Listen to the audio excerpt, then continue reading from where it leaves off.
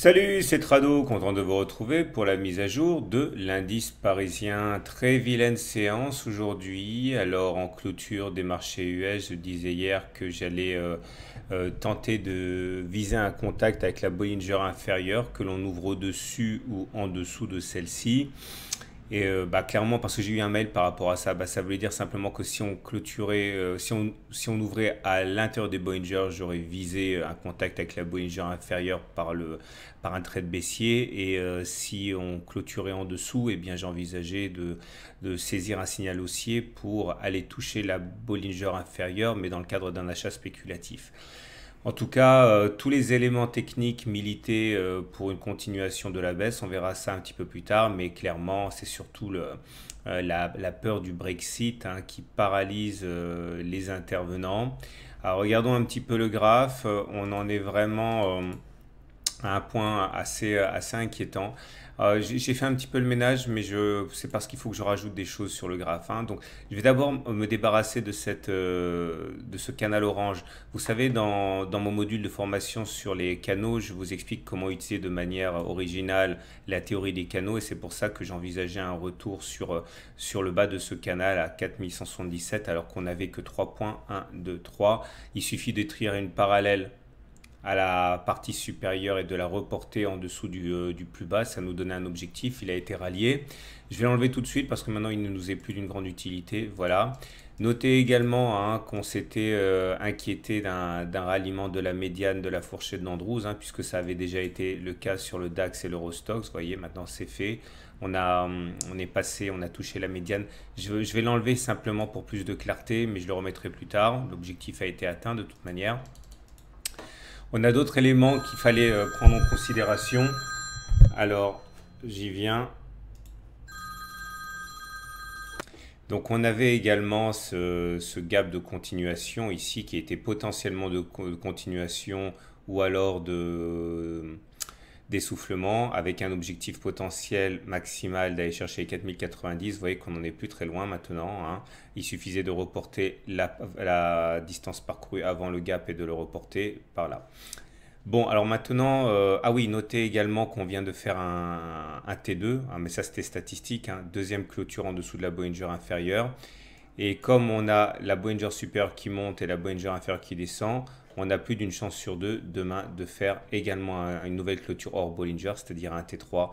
Bon, c'est pas très rassurant pour la suite, on est déjà en train de perdre 2,3%, on va quasiment clôturer maintenant. En plus, la séance du jour s'est faite avec un nouveau gap. Alors, on va arrêter de les comptabiliser parce qu'on a déjà des objectifs en vue là. Alors, peut-être qu'il s'agit d'un gap d'essoufflement. Si c'est un gap d'essoufflement, c'est très bien pour les haussiers. Ça veut dire qu'il serait comblé très très rapidement.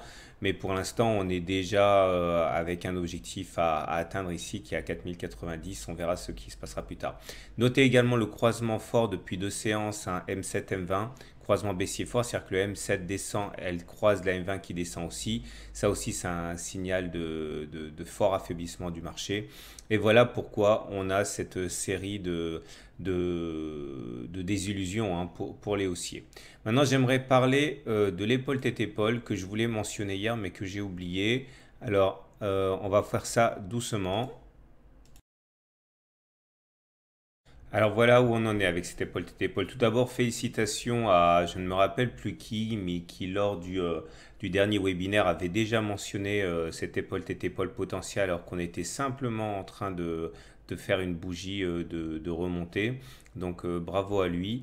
Alors voilà où on en est. On a ici notre première épaule, voici notre deuxième épaule, notre tête pardon, et voici la deuxième épaule.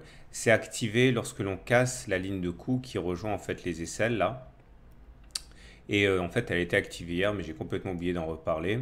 Et de toute manière, ce n'était qu'un élément supplémentaire pour annoncer la baisse. Et les objectifs sont calculés de telle manière, il faut prendre la hauteur de la première épaule, que l'on reporte en dessous du point de cassure. Ça vous donne un premier objectif qui serait en plein dans le gap, là, qui a été ouvert ici. C'est pour ça que c'est assez concordant. La deuxième façon de faire, qui est un objectif plus ambitieux, mais qui est plus rarement rallié, c'est de prendre la hauteur de la tête ici.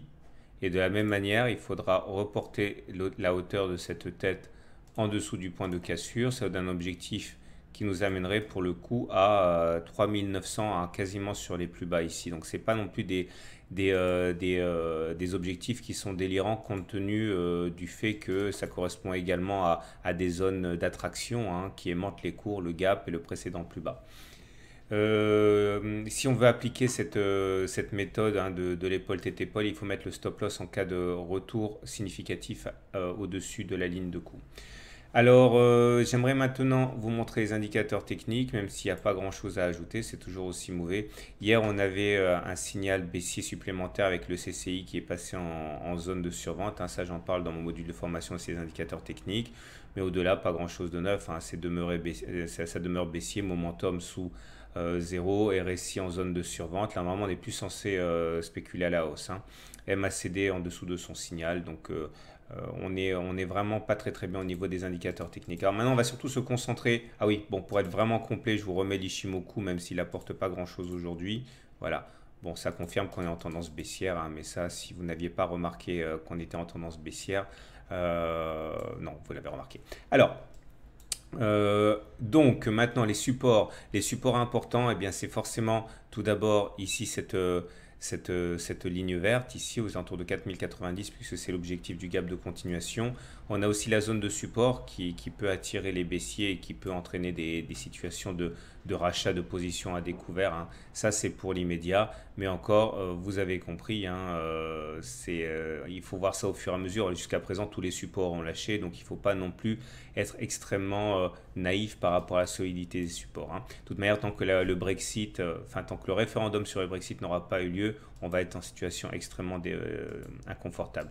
Je bascule en hebdomadaire juste pour voir que là, on a un support qui est important, qui est la Bollinger inférieure, qui est à 4076. Et en mensuel, même si on n'est que le 14 du mois, regardez, hein. Alors, on a un support important ici sur les 4060, 4050 à peu près, la Bollinger inférieure, mais bien sûr le nuage en dessous qui lui est vraiment un support extrêmement important puisque pour casser un support, un nuage mensuel, il faut vraiment y aller. Voilà, c'est ce que j'avais à dire pour aujourd'hui. Je vous souhaite une bonne journée, de bons trades et je vous dis à demain pour la mise à jour et à tout à l'heure pour l'objectif de trading de mercredi.